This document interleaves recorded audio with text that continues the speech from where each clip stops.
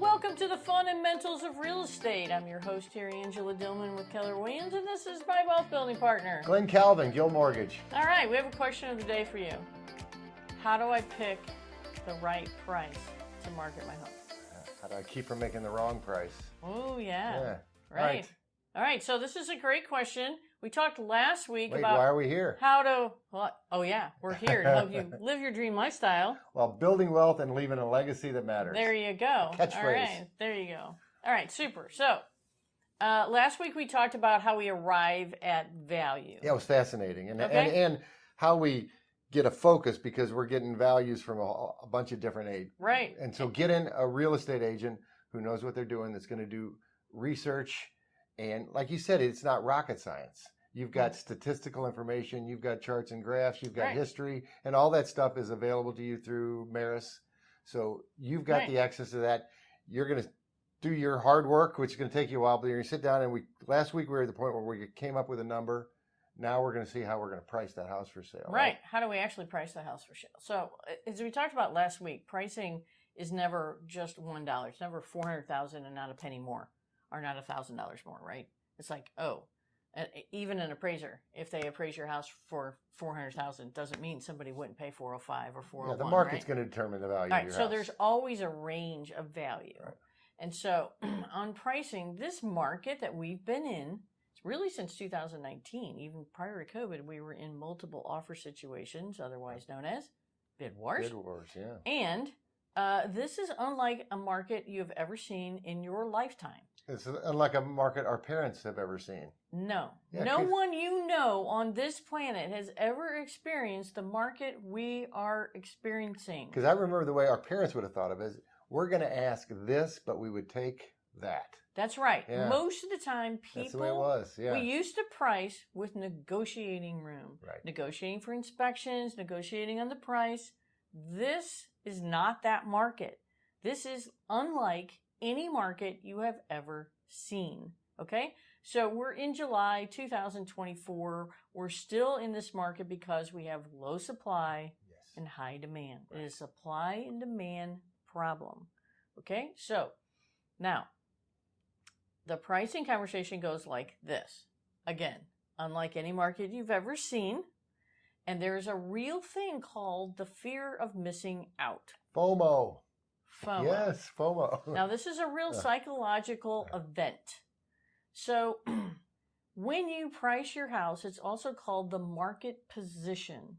How do I market my house to obtain that highest dollar? Since we're here to help you build wealth, we want to squeeze every dollar out of this market. And I would ask, why don't I just do it myself? Why don't I just put a for sale sign? And it's such a hot market. I'll just put a sign up and I'll sell it myself. And so it doesn't mean that, it doesn't mean that your house can't sell or that anyone can't sell it. It's how do I get the most this market will bear? Now, our average is 6% above asking. Yeah. That's our average. So to me, I love these bid wars and I love creating them, but there's a strategy to it. So you got to put your mental hat on now. Right. And I'm a loan officer, I'm an electrician, or I'm a plumber, or I'm a business executive. I'm not a real estate professional. I think it's so important to hire somebody that knows what they're doing to maximize that. And our marketplace right now has a lot of new agents in it because, real estate looks easy. And so it has a lot of inexperience in it. Right. There's strategies to pricing. First of all, pricing is like 90% of your marketing strategy. You don't think of pricing as marketing, but it is. It's 90% of your marketing strategy. Right. So where are you going to start? The rest, where are you going to start? Yeah. Now, if you start, we just looked at the comps last week and we compared homes. It's not rocket science. The buyers are comparing these same homes to you. Statistical data. Okay. Numbers. We know as realtors what really trips a buyer's trigger, what the colors and staging do, how to market it photography wise. Please don't hire an agent who takes pictures with their camera, with their phone. Okay. We can go back to a previous podcast. We did a whole podcast on that. Don't do that.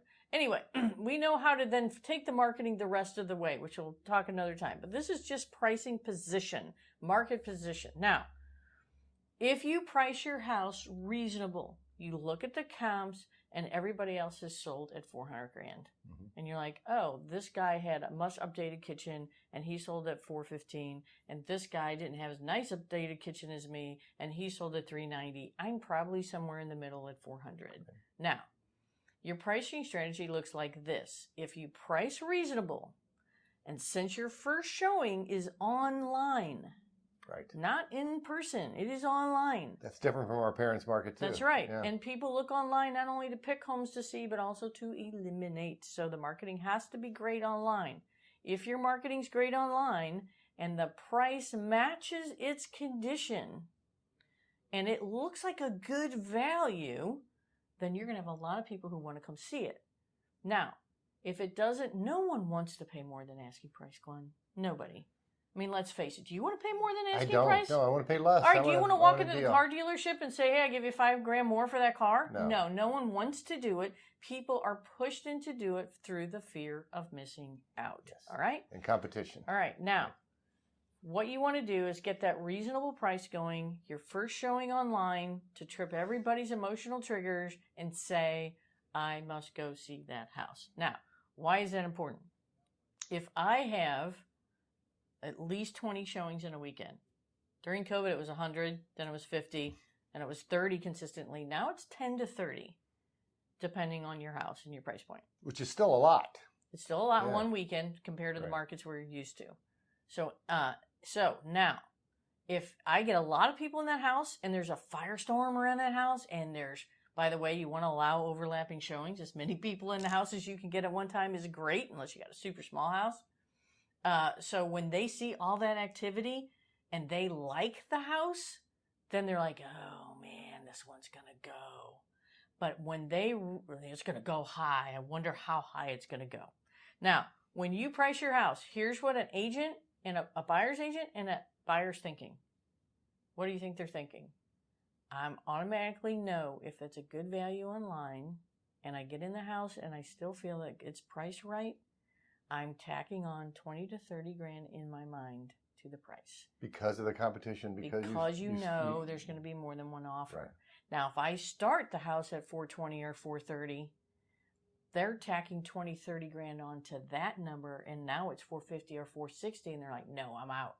But if you start reasonable and they tack the 20, 30 on in their brain, and they're like, yeah, I'm willing to go 20, 30 grand over because it's priced so well, don't ask me. It's called the fear of missing out. So we try to get a lot of activity, a lot of showings. So I'm the seller, and I'm going to think too in my head, okay, what happens if the person buying this house gets an appraisal and that appraisal comes in lower? We don't care. We don't care at all? No. We don't care on the pricing end. We're not going to price to where we think an appraisal might go. Right? Because appraisers can reach value if they really want to. It's an art, not a science. It's not just black and white. If they want to reach it, they can. And so we don't price to say, oh my God, I'm afraid of the appraisal. No, because in these markets, I'm amazed at what appraisers will do. And the buyer's making adjustments for that too. Oh, they do. Yeah, they do. They say, hey, if it doesn't appraise out, I'll still buy the house at the sale price, or I'll bring 10 extra grand to closing. Mm-hmm. Don't worry about it. So there's all kinds of things going. But anyway. Another market our parents never saw. Yeah. So this is it. Once you get the firestorm, you get a lot of people in. They like it. You know there's going to be multiple offers. If I get one or two offers, then the agent is going to recommend one set of strategies to the buyer. And if they get more, then if I get more than two offers, 3 to 5, they're going to recommend a whole nother set of improved contingencies in the contract or remove them. So what the benefit of multiple offers to a seller is this. A, I'll buy your house. I don't care what it appraises for. Right. Or I'll buy your house and I'll bring 10 grand to the closing if the appraisal's 10 grand low. Inspections. Either A, I won't have them. B, I will have them, but I won't ask you to fix anything. Or C, I'll have them and I won't ask you to fix anything under a certain dollar amount. Usually $2,500, sometimes as high as $5,000. I'm not going to nitpick you. I'm just looking for a major problem, like a roof or a furnace not working. Right? So you get all the other improved terms in a contract that then eliminate the ability for the buyer to pick your pocket on the way to closing. Right. So you retain that sale price all the way to closing. That's our goal. So that's the benefit of multiple offers. When you have, or the threat of multiple offers. I get offers like this when there's not another one because it is first weekend. We have had a lot of showings. They don't know if another one's going to come in at any minute. It's still that kind of market in a buyer's mind. And the buyer we're looking for is the one who's lost out on houses. Yes. They've been hunting for 6 months to a year and haven't found one. They've got outbid on 2 or 3. That's right. And the more offers I have, the higher that buyer will go. So this is the benefit to pricing reasonable up front. I'm not saying you got to discount your house 20 grand to get a bid war. No, just don't push the price to where you think a bid war will go. And you only get one chance to make a first impression. That's right. So what happens if I did make that mistake? Now I'm here and I'm not getting the offers. Oh, well, do I start dropping? That's going to be the podcast for next week. Okay. On price reductions. That's a whole podcast. When to do them, right. Because that's a whole nother strategy. So pricing, again, this is unlike any other market because of the fear of missing out.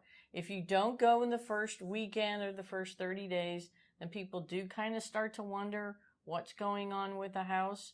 If you're back on the market because you were under contract and the buyer did walk away, then that's a whole nother conversation. But we're talking about your initial market position. Just be reasonable with your price.